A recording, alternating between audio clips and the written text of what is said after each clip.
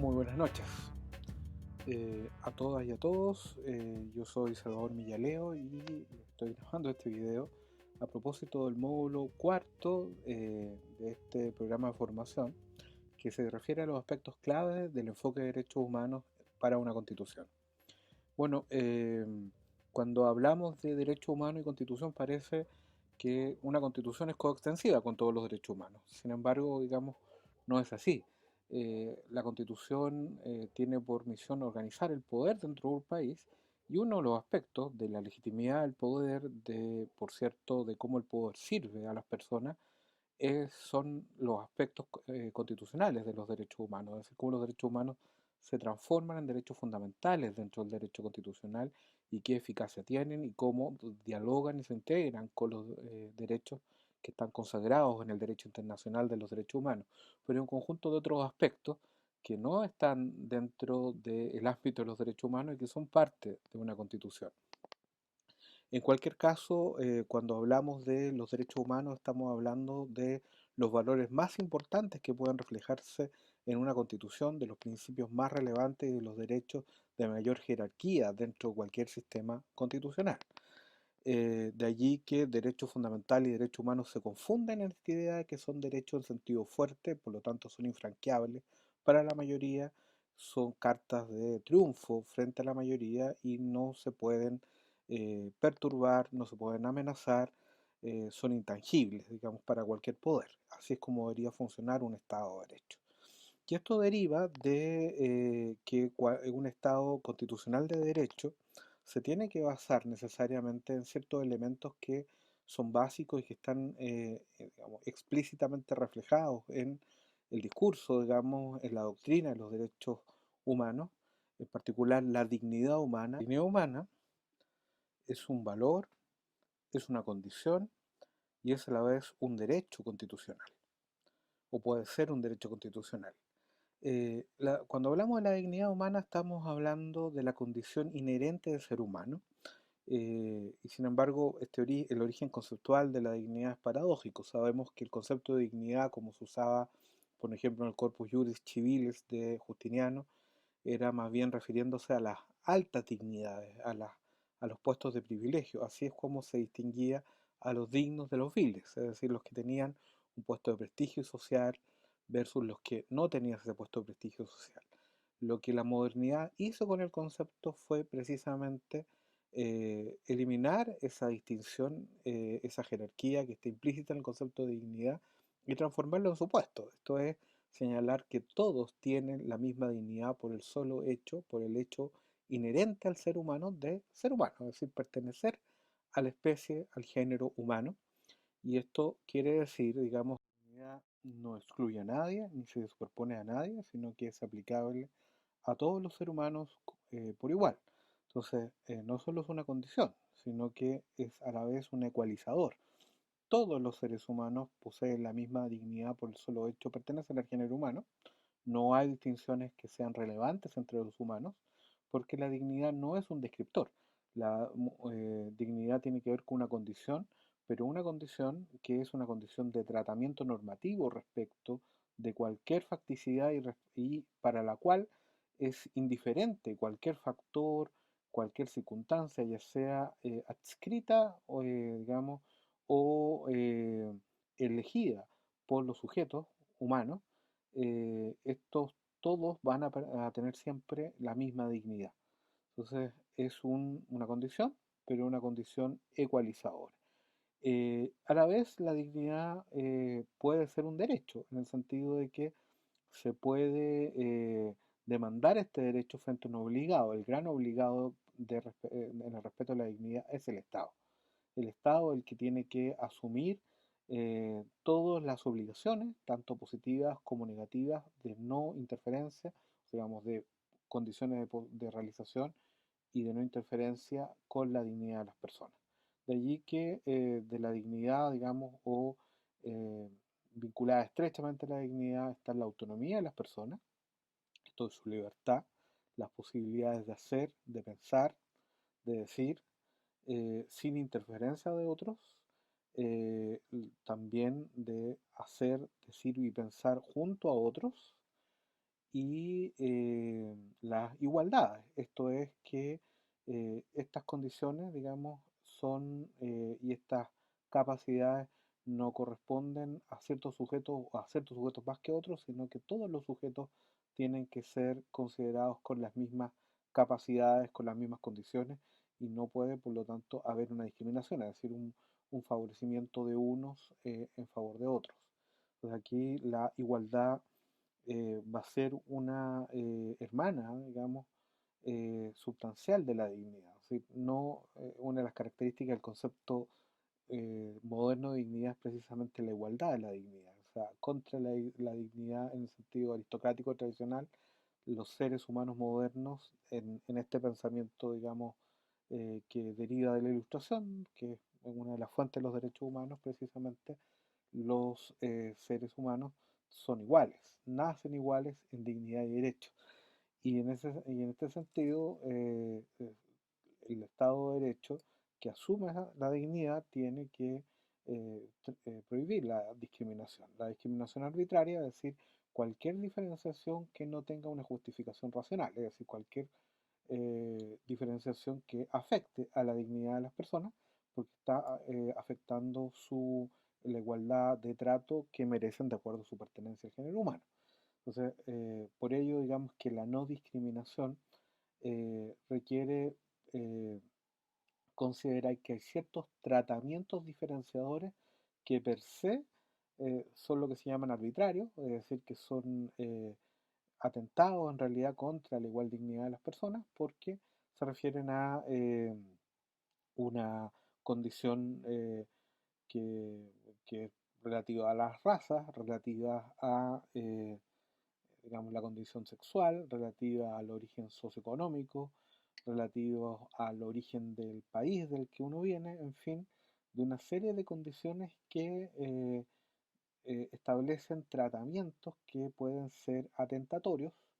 contra la igualdad de tratos que requieren las personas por su pertenencia al género humano. Esto se debe a que precisamente estas diferenciaciones no son diferenciaciones destinadas a resolver una situación en particular, sino tratan de establecer separaciones entre el género humano para justificar precisamente las desigualdades. Entonces, por eso digamos es que están prohibidas. La prohibición de estos factores se justifica precisamente que la historia de las desigualdades se ha justificado tradicionalmente en ciertos factores de diferenciación como la raza, el sexo, la edad, digamos, y otras condiciones que habíamos mencionado. Eh, en el caso particular de la raza, es lo que se llama el racismo. Esto es una de las más flagrantes violaciones de la dignidad humana, precisamente porque, como dice el intelectual Frantz Fanon, el pensador, digamos, gran pensador Frantz Fanon de la decolonialidad, eh, la idea del racismo consiste en trazar una línea que separa a los humanos entre los que son realmente humanos y aquellos que se caen abajo de esa línea de lo humano y por lo tanto pueden ser tratados de otra manera, como subhumanos. De allí que la raza, digamos, o la pertenencia étnica, como condiciones de un tratamiento, están definitivamente excluidas de un tratamiento que sea digno y por ello violan la igualdad y el principio de no discriminación. Sobre la titularidad de los derechos humanos, hay que considerar que los derechos humanos se refieren a la persona humana, esto es, al ser humano que es parte de la especie y por lo tanto un individuo, aquel sujeto dotado en general, como se describe, de voluntad, de razón, de conciencia, capacidad reflexiva. Sin embargo, digamos, pese a estas descripciones que suelen ser las habituales que se dan para justificar el estatus de dignidad universal e igualitario para todos los seres humanos, hay que considerar que incluso personas que estén privadas o limitadas en alguna de estos elementos, como su reflexibilidad, su capacidad de voluntad, de acción, en fin, no por eso dejan de ser humanos y por lo tanto a merecer un tratamiento en base a los derechos humanos. Entonces, eh, la verdad que la condición de perteneciente al género humano es la única relevante y basta y sobra para considerar a un individuo como merecedor de los derechos humanos. De allí que la idea de que ciertas personas que tengan algún tipo de discapacidad puedan perder o ver mermados sus derechos humanos. La idea de que los niños que todavía no desarrollan completamente sus capacidades de juicio o ciertas distinciones analíticas puedan ser, por lo tanto, considerados o no considerados completamente sujetos de derechos humanos y en fin, una serie de otras condiciones limitativas tienen que ser rechazadas desde la doctrina de los derechos humanos. Todos los seres humanos, independientemente de sus características por la sola pertenencia, son humanos y por lo tanto asisten los derechos humanos a los individuos de la especie humana, cualquiera sea sus características particulares, digamos, concretas. En el caso de los niños, digamos, digamos, en virtud del nacimiento se convierten en personas, nacen como como una persona nueva y la persona nueva efectivamente tiene todos los derechos humanos, simplemente que está bajo una condición de especial vulnerabilidad y en virtud de esa condición de especial vulnerabilidad está bajo la tutela de sus padres en primer lugar y que en el ejercicio de sus derechos tienen ciertas limitaciones porque en definitiva tiene que ir formando las condiciones o las habilidades para ejercer estos derechos. Por eso se habla de una autonomía progresiva. Pero como individuos ellos son titulares de derechos humanos. Hay una discusión muy importante respecto a si las personas jurídicas tendrían derechos humanos. De hecho, hay varios países donde ha habido un reconocimiento de ciertos derechos o atributos de la personalidad o derechos humanos, digamos, para ciertas personas jurídicas, como la libertad religiosa, en el caso no de los feligreses, sino de las iglesias, o la libertad de expresión, en el caso de un medio de prensa y no de un periodista individual, o de la libertad de asociación política, en el caso de un partido político, una agrupación, y no de una persona, de un político en particular. Eh, Estas condiciones eh, o estas, digamos, estas decisiones hacen pensar si efectivamente las personas jurídicas pueden ser titulares de derechos humanos y hay toda una discusión abierta que yo creo que todavía no está zanjada, al menos en el sistema interamericano no ha habido una posición favorable a esta posición. En, en otra dimensión, claramente hay derechos humanos que han sido atribuidos a colectivos, que son el caso de conglomerados de personas, el caso de las naciones, el caso de los pueblos indígenas. En el caso de las naciones, por ejemplo, el derecho al desarrollo, o el derecho a la paz, o el derecho a la autodeterminación, como derechos colectivos. ¿Qué significa que sean derechos colectivos? Derechos que en general no se pueden ejercer a través de los individuos que forman parte de un grupo, sino por el grupo en su integridad o a través de una cierta estructura institucional que se haya dado a ese grupo. Esto también es el caso de los derechos de los pueblos indígenas, que no en virtud de los individuos indígenas, sino de la forma de vida colectiva indígena, asisten a los pueblos a su conjunto y se ejercen a través de sus autoridades tradicionales o del conjunto del respectivo pueblo. Derechos como la autodeterminación interna de los pueblos indígenas, el derecho a la integridad de su cultura, el derecho a la vinculación especial con la tierra, con el territorio que tienen, el derecho a sus lenguas, en fin, son derechos humanos que se le atribuyen a los pueblos indígenas como colectivos. Bueno, además de estos elementos que tienen que ver con la titularidad, está por supuesto el reverso, que es quiénes son los obligados por los derechos humanos. Aquí aquí hay una distinción muy importante que se puede hacer, que efectivamente quién puede afectar los derechos humanos y quién tiene la responsabilidad, digamos, quién tiene la obligación, por lo tanto, de, o que emana, digamos, los derechos humanos. En este sentido, hay que señalar claramente que si bien eh, las personas pueden, los privados, sujetos particulares pueden realizar acciones que vulneren, digamos, o afecten un elemento que es determinante de un derecho humano, los derechos humanos en cuanto a las obligaciones que generan obligaciones principalmente para el Estado o digamos exclusivamente para el Estado.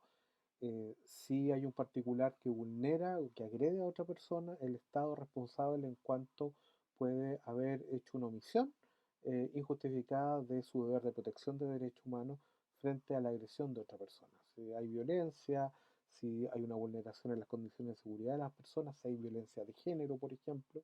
efectivamente puede haber particulares que agreden los derechos de otra persona, pero la responsabilidad respecto a esas violaciones las va a tener siempre el Estado.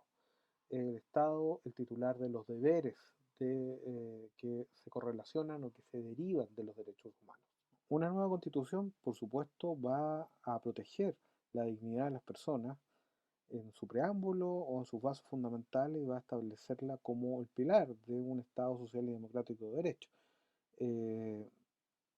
Estableciendo, digamos, como sus columnas o ejes la igualdad y la libertad, como lo hacen todos los sistemas constitucionales. Pero a la hora de desarrollar esto, en el capítulo correspondiente a los derechos, vamos a ver cuáles son las diferencias concretas con el sistema, por ejemplo, en la constitución vigente o con otros modelos constitucionales dentro de la región y del mundo.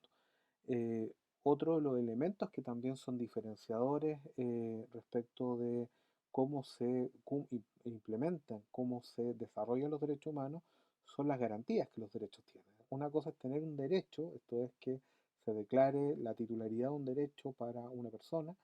y otra cosa, o para un pueblo indígena u otro grupo social, y otra cosa es que es cómo se protege este derecho, es decir, cómo se asegura que el Estado cumpla la obligación de preservarlos, de fomentarlos, de hacer que se respeten, de respetarlos él mismo. Eh, en este sentido, las garantías van a permitir la realización del derecho. La realización del derecho tiene que ver con diversas formas. Una de las principales es, por supuesto, la justiciabilidad de derechos. ¿Qué significa la justiciabilidad? Es la tutela judicial efectiva que permite que a través del derecho a la tutela judicial efectiva, permite que los titulares del derecho puedan reclamar directamente sus derechos ante los tribunales de justicia, ya sea ante todos los tribunales, algunos tribunales en especial, para que estos restablezcan el imperio del derecho y por lo tanto hagan cesar la vulneración o ordenen que se compensa adecuadamente el sufrimiento que se ha producido en la afectación de un derecho humano fundamental. La tutela judicial efectiva no es sinónimo de toda la garantía. Se pueden haber otro tipo de garantías, puede haber otras formas de cumplimiento. En particular, los derechos económicos y sociales, digamos, han tenido otras formas, digamos, que son no necesariamente un cumplimiento a través de órdenes judiciales, sino que, o a través, digamos, de la posibilidad de órdenes judiciales, sino de básicamente políticas públicas, lo que no significa que queden necesariamente al arbitrio de los gobiernos de turno, a la decisión política o presupuestaria que ellos tengan, sino que pueden, y ese es el principio de progresividad a nivel de los derechos económicos, sociales y culturales, deben más bien ir desarrollándose sin regreso, digamos, asegurando condiciones para todas las personas de manera progresiva, sin involucionar, sin caer por debajo de un nivel, sino siempre elevando las condiciones de vida de las personas. Ese es el espíritu, digamos, que el Sistema Internacional de los Derechos Humanos exige respecto de los compromisos de los países. En este aspecto,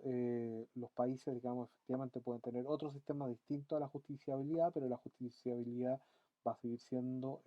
digamos, la garantía clave, la garantía reina de los derechos humanos, y esto supone que existan acciones judiciales efectivas. En estos momentos existe la acción de amparo constitucional y la acción de protección constitucional, que es un amparo constitucional de derecho comparado, pero relativo a otros derechos distintos de la vida y de la libertad de las personas. Eh, Existen otros sistemas que tienen un solo gran amparo constitucional para todos los derechos. También hay una variación en cuanto a los sistemas de qué tipo de tribunales los protegen, tribunales ordinarios o hay un órgano especializado, por ejemplo los tribunales constitucionales. En fin, existen diversos mecanismos que hacen que esto pueda funcionar. Otro elemento fundamental es que si hay instituciones estatales que estén especializadas en la protección de los derechos humanos, como comisiones de derechos humanos, institutos de derechos humanos o defensorías del pueblo. Estas son instituciones que han sido creadas específicamente para, eh, dentro del Estado, hacer un trabajo eh, apoyado por el Estado por limitar la capacidad del mismo Estado de vulnerar los derechos humanos y por estimular al Estado para desarrollar actividades en el sentido de promoverlos y desarrollarlos. Estas instituciones juegan un rol clave, sin ellas, digamos, los derechos humanos estarían desguarnecidos prima facie, esto es que alguien puede violar un derecho humano y solo tiene que esperar después a si alguien lo detecta y después se provoca una respuesta de un tribunal correspondiente a nivel nacional o internacional. En cambio, si existen estas instituciones, hay alguien que está vigilando tempranamente y puede actuar entonces tempranamente para disuadir, para componer, para estimular el restablecimiento del derecho, o bien para accionar judicialmente en nombre, digamos, o apoyando a las personas que han sido vulneradas en sus derechos. También va a ser fundamental en Chile, por ejemplo, en este sentido, determinar cuál va a ser el futuro del INDH, que ahora una institución que tiene una autonomía, pero solo de rango legal, sí va a convertirse en un órgano autónomo constitucionalmente hablando como otro, y si eso significaría también un cambio estructural, es decir, que elevase su condición y esto significara su ampliación y su reestructuración como un verdadero defensor del pueblo. Los derechos humanos no son absolutos. Los derechos humanos, salvo quizá el derecho a la vida, no tienen un alcance absoluto, sino que están limitados, pero solo están limitados por otros derechos. Este es uno de los principios fundamentales del sistema de derechos humanos. Los sistemas de derechos humanos están constituidos por elementos que están en armonía unos con otros, y esta armonía de unos con otros determina que son derechos que a la hora de aplicarse no pueden excluirse entre sí, no puede uno sobreponerse al otro, sino que tienen que admitir soluciones de compromiso. A su vez, los derechos humanos tienen limitaciones, limitaciones que derivan principalmente de la necesidad de que el Estado garantice a todos los derechos humanos. Hay por ello límites que son, por